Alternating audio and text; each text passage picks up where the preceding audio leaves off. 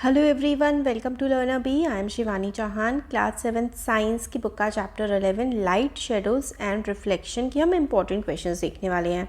तो एग्ज़ाम में जो क्वेश्चंस आएंगे ना, ये 15 क्वेश्चंस मैं आपको दे रही हूँ, इनमें से ही आएंगे और उसमें से भी दो मोस्ट इंपॉर्टेंट बताऊँगी मैं आपको। सबसे पहले है define luminous and non luminous objects. तो यहाँ पर देखिए आपके पास आंसर लिखा हुआ है। तो ल्यूमिनस वो होते हैं जिनमें से जो खुद अपनी लाइट प्रोड्यूस करते हैं। एग्जाम्पल है सन, टॉर्च, बल्ब और स्टार्स। ये ही चार हैं और आपको इनको अच्छे से याद करना है और एग्जाम में एमसीक्यू फॉर्म में या कैसे भी आएगा, याद रखना है। नॉन ल्यूमिनस होते हैं जिनकी खुद की अपनी लाइट नहीं होती है, वो ल्यूमिनस ऑब्जेक्ट की लाइट को रिफ्लेक्ट करते हैं, जैसे कि moon, table, planets, plants, book, everything. अब देखो नेक्स्ट है कि ट्रांसपेरेंट, ट्रांसलूसेंट और ओपेक मटेरियल क्या होते हैं। तो ट्रांसपेरेंट जिसके आर पार देख सकते हैं, ट्रांसलूसेंट जिसके आर पार साफ साफ नहीं दिखता है, धुंधला दिखता है, ओपेक जिसके आर पार बिल्कुल नहीं दिखता। तो एक एक एग्जाम्पल आप लोगों को याद रख लेना है। अब कंडीशन, ये वेरी इंपॉर्टेंट है यहाँ पर, condition necessary for forming a shadow. तो शेडो फॉर्म करने के लिए तीन चीज़ें चाहिए होती हैं, सोर्स ऑफ लाइट, एक ओपेक ऑब्जेक्ट और एक स्क्रीन। ये तीन चीज़ें चाहिए होती हैं शेडो को फॉर्म करने के लिए। Why are shadows always dark in colour? Shadow dark क्यों होती हैं? क्योंकि उनका खुद का कोई लाइट सोर्स तो होता ही ना, उन पर तो लाइट पड़ रही है और ओपेक ऑब्जेक्ट से वो बन रहे हैं, क्योंकि they are the reasons where the light from the source is completely blocked. तो लाइट सोर्स से कम्प्लीटली ब्लॉक हो रही है, लाइट आई नहीं रही उन पर, इसीलिए उनकी शेडो बन जाती है। तो no light reaches that region, so it appears dark. Next है how does the distance between the object and the source और screen affects the size and sharpness of an shadow. ये इंपॉर्टेंट है। तो देखो ऑब्जेक्ट जो source के पास होता है, ये ऑब्जेक्ट है और ये लेट्स से लाइट है, तो जो ये पास में है तो शेडो बड़ी बनती है बहुत, तब स्क्रीन पर बड़ी शेडो बनेगी मगर ब्लर बनेगी। बट अगर जो ऑब्जेक्ट है वो स्क्रीन के पास होगा और टॉर्च से दूर होगा तो जो शेडो बनेगी वो छोटी बनेगी मगर शार्प बनेगी। ये भी बहुत इंपॉर्टेंट है। अब शेडो के बारे में और भी चीज़ें हैं। Explain example why sometimes we see more than one shadow of same object. तो दो या दो से ज़्यादा लाइट सोर्स होते हैं, इस वजह से हमें ज़्यादा शेडो दिखाई पड़ जाती है। इमेज फॉर्मेशन इन पिन होल कैमरा, ये भी काफ़ी इंपॉर्टेंट है। पिन होल कैमरा में कैसे इमेज फॉर्मेशन होती है? तो सबसे पहले हम लोग को याद रखना है कि रियल, इन्वर्टेड और डिमिनिश्ड, छोटी। अगर ऑब्जेक्ट बहुत दूर है तो रियल बनती है स्क्रीन पर, आप लोग ले सकते हैं उसको। इन्वर्टेड, उल्टी इमेज हमेशा बनती है पिन होल कैमरा में।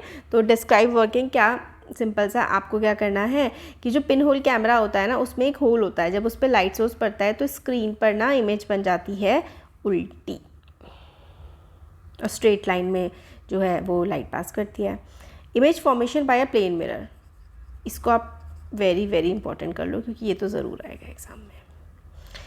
इमेज जो होती है वर्चुअल होती है, स्क्रीन पर नहीं ले सकते। इरेक्ट यानी कि सीधी होती है, स्ट्रेट होती है, ऑब्जेक्ट के साइज के बराबर होती है और लेटरली इन्वर्टेड होती है, लेफ्ट राइट का रिवर्सल होता है। नेक्स्ट है why does your name return on paper? Reverse हो जाता है प्लेन मिरर में। ये भी देखो इसी का ही पार्ट है, लेटरल इन्वर्जन, बहुत इंपॉर्टेंट है ये। लेटरल इन्वर्जन की वजह से हमारा जो नाम है वो उल्टा दिखाई पड़ता है मिरर में, क्योंकि लेफ़्ट राइट बदल जाता है।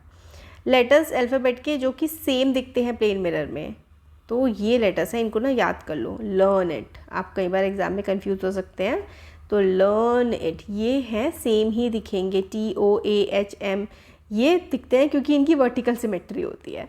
तो T ऐसे ऐसे करोगे तो इधर से और इधर से सेम है, O भी सेम है, A भी सेम है, H भी सेम है। तो वर्टिकल सिमेट्री होने की वजह से ये मिरर में सेम ही दिखाई पड़ते हैं, इनका लेफ़्ट राइट अलग नहीं होता। बेसिकली देखो ना, लेफ़्ट और राइट दोनों का सेम है इसलिए।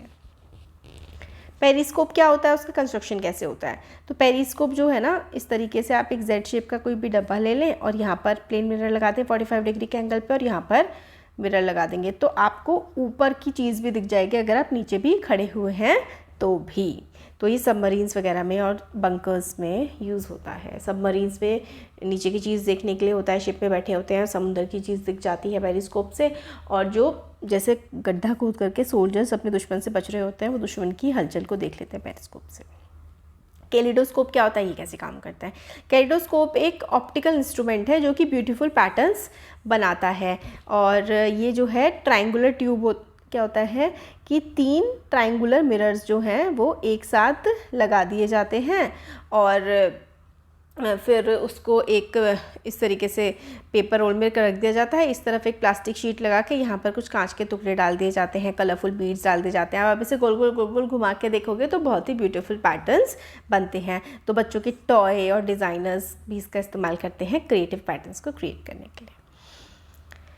ये भी काफ़ी इंपॉर्टेंट है कि जो बर्ड्स आसमान में ऊपर उड़ रही होती हैं उनकी शेडो विजिबल क्यों नहीं होती, क्योंकि उनकी शेडो बहुत ज़्यादा लार्ज हो जाती है और डिफ्यूज़ हो जाती है ग्राउंड पे पहुंचने से पहले। इसीलिए जो बर्ड्स होती हैं वो जब बहुत ऊंचाई पर उड़ रही होती हैं तो उनकी शेडो नहीं बनती, क्योंकि शेडो बहुत ज़्यादा लार्ज हो जाती है और डिफ्यूज़ हो जाती है, फैल जाती है।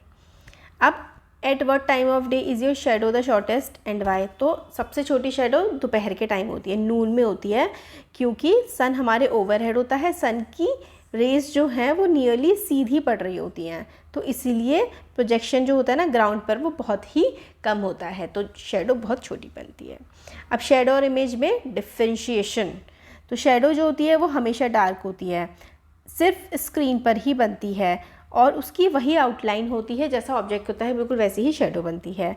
और शेडो छोटी बड़ी हो सकती है डिस्टेंस पे, कि डिस्टेंस वो लाइट सोर्स के पास है या स्क्रीन के पास है, उसके बेसिस पर शेडो जो होती है उसका साइज़ डिफ्रेंशिएट हो सकता है। इमेज जो होती है वो कलर भी हो सकती है, डिटेल होती है, हो सकती है, इमेज कलर्ड होती है और डिटेल होती है, आपको पता लग जाती है सारी चीज़ें। इमेज रियल भी हो सकती है जो स्क्रीन पर ली जा सके, या वर्चुअल भी हो सकती है, जैसे कि मिरर वाली जो इमेज है वो स्क्रीन पर नहीं होती, क्योंकि रिफ्लेक्ट बैक होकर के आपको खुद दिख रहे होते हो। अब ये एग्जैक्ट डिटेल बता देती है इमेज ऑब्जेक्ट की, और ये छोटी भी हो सकती है, बड़ी भी हो सकती है, बहुत डिमिनिश्ड भी हो सकती है। तो ये कुछ इंपॉर्टेंट क्वेश्चंस थे, हमने इस चैप्टर के देख लिए। होपफुली आप लोगों को वीडियो पसंद आया होगा, और इन्हीं क्वेश्चंस में से पूरा चैप्टर ऑलमोस्ट आपका यही सबसे इंपॉर्टेंट चीज़ें हैं, यहीं से आपको MCQs मिल जाएंगे, सारी चीज़ें इसी में कवर हो जाएंगी। तो थैंक यू सो मच।